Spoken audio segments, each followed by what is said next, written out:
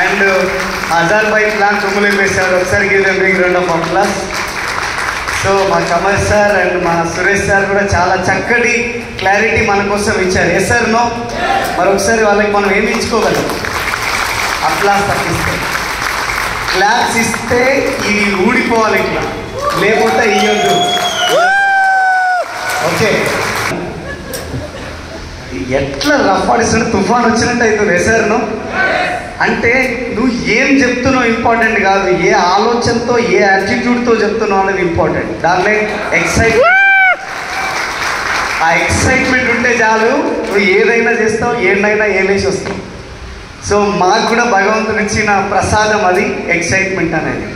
So నా ముందు ఎవరైనా ఎక్సైటెడ్ ఉంటే నేను ఇవ్వాల్సిన దానికంటే ఎక్కువ ఇచ్చిపోతా. నా ముందర ఎవరు ఎక్సైటెడ్ కనిపించలేదు అనుకోండి, ఇవ్వాల్సిన దాంట్లో కొంచెం ఇచ్చేసి వెళ్ళిపోతా.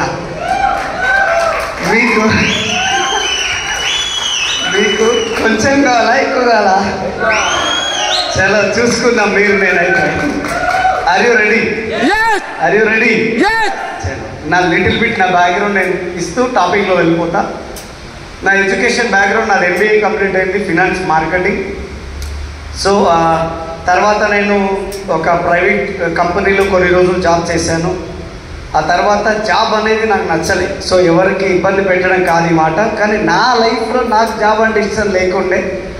ఏదైనా బిజినెస్ చేయాలనే ఆలోచనతో జాబ్ క్లోజ్ చేసుకొని తర్వాత ఒక నెట్వర్కింగ్ మార్కెట్లో వెళ్ళాను. సుమారుగా 8 సంవత్సరాలు అందులో పనిచేశాను.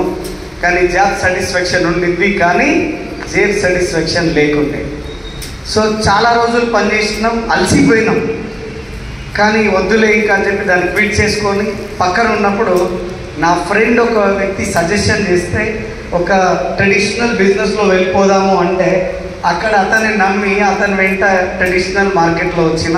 సో ఆ మార్కెటే ఈ LED బల్బ్స్. సో ఈ LED బల్బ్స్ అనే కంపెనీ స్టార్ట్ చేశాను, కానీ ఎక్స్పీరియన్స్ లేదు. సో ఎక్స్పీరియన్స్ లేకపోతే డబ్బు ఉంటుందా? డబ్బు పోయింది, కానీ లాస్ట్కి ఎక్స్పీరియన్స్ వచ్చింది. సో ఎంత ఎక్స్పీరియన్స్ వచ్చిందంటే 24 లక్షలు పోతే ఎంత ఎక్స్పీరియన్స్ వస్తుందో అంత వచ్చింది. సో ఇంతకుముందుకున్న 8 సంవత్సరాల కంపెనీలో సుమారుగా 14 లక్షల ఎక్స్పీరియన్స్ వచ్చింది. ఇక్కడ 24 లక్షల ఎక్స్పీరియన్స్ వచ్చింది. ఈ రెండు కలిపితే 40కి దగ్గరలో ఉన్న 40 లక్షల మైనస్లో ఉన్నప్పుడు అసలు జీవితం ఏందో అప్పుడు అర్థమైంది. ఏం చేయాలో దిక్కుతోచని పరిస్థితి. అట్లాంటి సిచ్యువేషన్లో ఇంకా కొత్త ఐడియాస్ మైండ్లో రావడం జరుగుతుంది. ఏం చేయాలా, ఎట్లా చేయాలా? ఒకసారి ఆలోచించండి. 26 సంవత్సరాలు 25 సంవత్సరాలు, కానీ వెనకాల చూస్తే 40 లక్షల అప్పు ఉంది. భయం అవుతుందా కాదా? భయం అవుతుందా కాదా? అందరు తలకాయలు ఊపుతారు. అది సౌత్ ఆఫ్రికా భాష. తలకాయలు ఊపడం అనేది ఏదైతే ఉందో అది సౌత్ ఆఫ్రికా భాష, మనకు రాదు అది. మళ్ళీ నేను మీటింగ్ మధ్యలో బంద్ చేసి సౌత్ ఆఫ్రికా పోయి మళ్ళీ రావాలండి. అంత వద్దు, మనకి భగవంతుడు ఇచ్చిన నోరుతో మాట్లాడదాం. Yes sir no?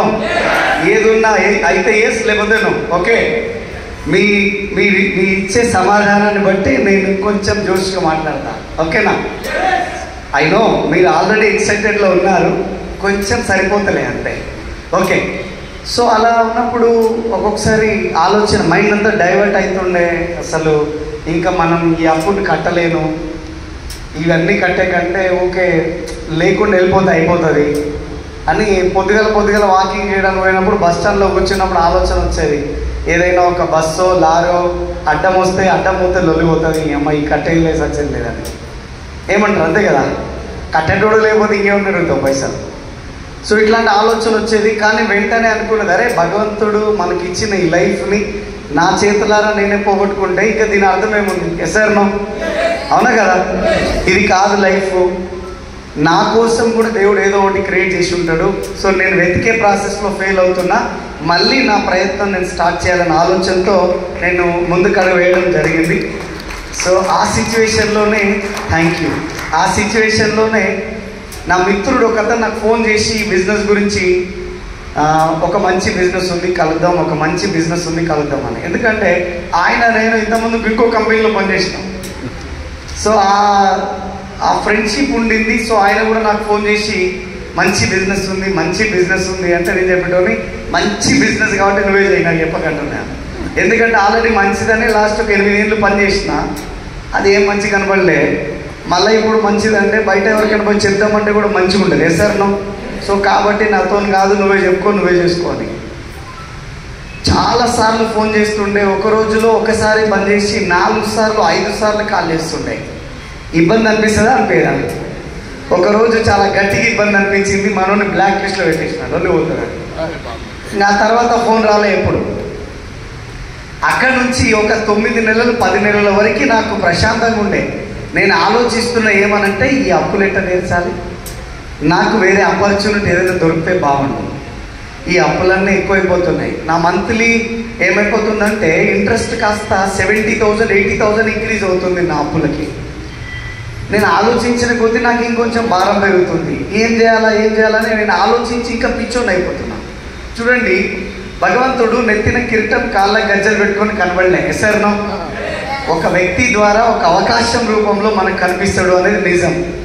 నాకు ఆల్రెడీ అవకాశం వచ్చింది, నేను అది కాలదనుకొని నేను ఇంకొక ప్రయత్నం చేస్తూ పోతున్నా. అట్లా కొన్ని రోజులైన తర్వాత నా ఫోన్ బ్రేక్ అయిపోయి వేరే ఫోన్లో నేను కొత్త సిమ్ ఇన్స్టాల్ చేసినప్పుడు ఆయన నెంబర్ అన్ఫార్చునేట్లీ అన్బ్లాక్ అయిపోయి ఆయనకు వచ్చే ఇన్కమ్ నా వాట్సాప్కి వచ్చింది 42,000 రూపీస్. అది చూసిన తర్వాత నేను డిసైడ్ అయినా, డబ్బులు అంటే ఎవరికైనా కావాలా వద్దా? ఒకవేళ కావాలంటే మీకు ఎన్ని కావాలి? ఇంతసేపు ఆలోచిస్తారా మీరు? Distributors, core leaders. నేను చెప్తా, ఏటీఎం కార్డు పెట్టి క్రెడిట్ కార్డు గీకినా కూడా డబ్బులు అయిపోదు ఎప్పుడు కూడా అకౌంట్లో పోయినాక. ఇక దానికి లెక్కలు లేవు, దానికి లెక్కలు తక్కలు ఏం లేవు. ఇక పడుతూనే ఉండాలి, వస్తూనే ఉండాలి, పోతూనే ఉండాలి, అట్లనే ఉండాలి. అవునా కదా? మీ గురించి మీరే ఆలోచించకపోతే మీ పక్కింటోడు అస్సలే ఆలోచించాడు. హలో, అవునా కదా? ఏమవసరం పక్కింటోడికి మన గురించి? ఏమన్నా వైఫ్ అండ్ హస్బెండ్ ఏమన్నా కింద లొల్లి చేసుకుంటూ వస్తాడు, నిలబడి చూస్తాడు. ఎస్ఆర్నో. అది తప్ప దేనికన్నా ఆలోచిస్తాడా? మనం ఏం చేస్తామంటే వీళ్ళు వీళ్ళు అని వాళ్ళ కోసం అంతా పని చేస్తాం. చెయ్యొద్దు. మీ లైఫ్లో మీకేం కావాలి, మీకైనా క్లారిటీ ఉందా? ఉందా? నాకు లేకుండే, నాకు ఒక్కటే ఉండే. ఏముండంటే ఎట్లన్నా చేయాలి, పైసలు తీసేయాలి, ఎట్లన్నా చేయాలి, అప్పులు తీర్చేయాలి. అది నా పెద్ద టార్చర్ అనిపించింది. ఈ 42,000 ఇన్కమ్ చూసే వరకే కొంచెం పానం లేచి వచ్చింది. అరే ఏంది, ఈయనకు నిజంగా డబ్బులు వస్తున్నాయా? ఫోన్ కొట్టినా, ఏందబ్బా ఇంకా జనాలు ఎంతమంది మోసం చేస్తారు, మీరు ఇంకా పెట్టావు 42,000, ఇది నిజమేనా అని ఫోన్ చేసిన. ఆయన వెంటనే నాకు అన్నాడు, ఏంటబ్బా నువ్వు ఇంకా కూడా నన్ను నమ్మట్లేవా? నువ్వు నమ్మాలంటే నేను ఏం చేయాలి? నేను చెప్పిన, అసలు బ్యాంక్ స్టేట్మెంట్ పాస్బుక్ తీసుకురా, బ్యాంక్ స్టేట్మెంట్ ఇవ్వాలి. ఆయన తెలివిగా ఏం చేసిందంటే, ఓకే ఐ అగ్రీ, నువ్వు అన్న మాటకు నేను అగ్రీ అయినా, నువ్వు మన ఇంటికి రా, ఛాయ్ తాగుతూ మాట్లాడుకున్నాం. అట్లనే మనం చాలా రోజులు, అరే పాత దోస్తులం కదా మనం, రా కూర్చొని మాట్లాడుకొని నీకు అన్ని చూపిస్తే నీకు క్లారిటీ ఉంటే చేయి, లేకపోతే చేయకన్నాడు. డీల్ ఓకే అయిందా లేదా? ఎందుకు పోయినావు వాళ్ళ ఇంటికంటే, నువ్వు చేసే తప్పు నువ్వు రేపని చేయకు అని చెప్పడానికి పోయినా. నేను పోయిన పర్పస్ ఏంటంటే బిజినెస్ చేయడానికి కాదు, నువ్వు చేయొద్దు, ఇవన్నీ మోసపూరితమైన కంపెనీలు ఉంటాయి, నువ్వు చేయొద్దు అని చెప్పడానికి వాళ్ళ ఇంటికి వెళ్ళినప్పుడు వాళ్ళ ఇంట్లో కూర్చున్నాం. ఆయన రెడీ అవుతున్నారు. అక్కడ ఒక చిన్న బుక్ కనిపించింది. ఆ బుక్ పేరేముందంటే ఐసా బిజినెస్ కహా, ఇలాంటి వ్యాపారం ఎక్కడ. ఖాళీ ఉండడం ఎందుకులే, ఛాయ్ తాగుతూ దీన్ని నమ్మలేద్దామని చెప్పి 20 పేజీల బుక్ను చదివేసిన దాన్ని. చదివే వరకే నాకు అర్థమైంది, నేను ఇంతకుముందు చేసిన బిజినెస్ ఉండే, ఆ బిజినెస్కి ఈ బిజినెస్కి ఆస్మాన్ ఫరక్ ఉంది అని నాకు అర్థమైంది. ఆ తర్వాత ఆయన వచ్చి నా ముందర కూర్చొని పెన్ను, పేపరు, ఆ బుక్కులని రెడీ చేస్తుంటే, ఆయన రెడీ చేయకంటే ముందే ఉల్టా చెప్పిన ప్లాన్ అంతా ఆయనకి. నేనే ఉల్టా ప్లాన్ చెప్పిన ఆయనకి. లాస్ట్కి అంతా విన్న తర్వాత ఛాయ్ బిస్కెట్ అంతా అయిపోయినాక ఆయన అన్నాడు, శ్రీనివాస్ భాయ్ సంవత్సరం నుంచి నెత్తి కొట్టుకున్నది ఒక దీనికోసమే చూడని చెప్పిన ఆయన. అదే ప్లాన్ ఆయన చెప్పింది నాకు, నా అప్లైన్ ప్లాన్ చెప్పింది అంతే. సో నా great sponsor, great leader Purushottam Dasu గారు, పూర్ణిమ గారి ద్వారా సో ఆ రోజు స్టార్ట్ చేశాను బిజినెస్. అయితే ఆధార్ కార్డు కావాలంటే తీసుకో, పైసా మాత్రం లేవు. మళ్ళీ సెకండ్ కండిషన్, బిజినెస్ అర్థమైంది, పైసలు లేవు. మరి పైసలు ఎట్లా? పైసలు లేకుండా ఇది అబద్ధం చెప్తే అయ్యే బిజినెస్ కాదు ఇది. ఎన్ని రోజులు చెప్తాం అబద్ధం చెప్తే? ఒకరోజు చెప్తావు, 2 రోజులు చెప్తావు. రెండోది, నాకు అర్థమైన విషయం ఏముందంటే, ప్రొడక్ట్ నేను వాడాను, బాగుంది, నువ్వు వాడు అనేదానికి, నా ఫ్రెండ్ వాడిండు బాగుందంట, నువ్వు కూడా వాడాను, దానికి చేంజ్ ఉందా లేదా? నేను ఎప్పుడైనా ఏం ఆలోచిస్తా అంటే, నేను వాడి నాకు నచ్చితే వేరే వాళ్ళకి ప్రమోట్ చేస్తా, లేకపోతే నేను ఎవరికి పీక కోసుకున్నా ప్రమోట్ చేయాలి. ఎందుకంటే ప్రొడక్ట్ కాదు అక్కడ ఇంపార్టెంట్, పర్సన్ ఇంపార్టెంట్. అవునా కదా? శ్రీనివాస్ వడ్డేమాను ఏదైనా మాట చెప్పిండంటే మాట అన్న ఉండాలి, తలకాయ అన్న ఉండాలి, అదర్వైజ్ వేరే ఉండదు. సో ఆ ఆలోచనతోనే మనం ముందుకు వెళ్ళిపోతాం. సో నా ప్రొడక్ట్స్ నేను వాడలే కాబట్టి బిజినెస్ నేను చెయ్యను, డబ్బులు వచ్చినప్పుడే ఈ బిజినెస్ స్టార్ట్ చేస్తా అని చెప్పి అక్కడి నుంచి బయలుదేరిన. అప్పటికి నా పైన జనాలంతా కుళ్ళు జోకులు వేసుకొని నవ్వుతున్నారు. ఎందుకంటే 10 ఏళ్ళు అయిపోయింది అప్పటికి నేను మార్కెట్లో తిరగబట్టి.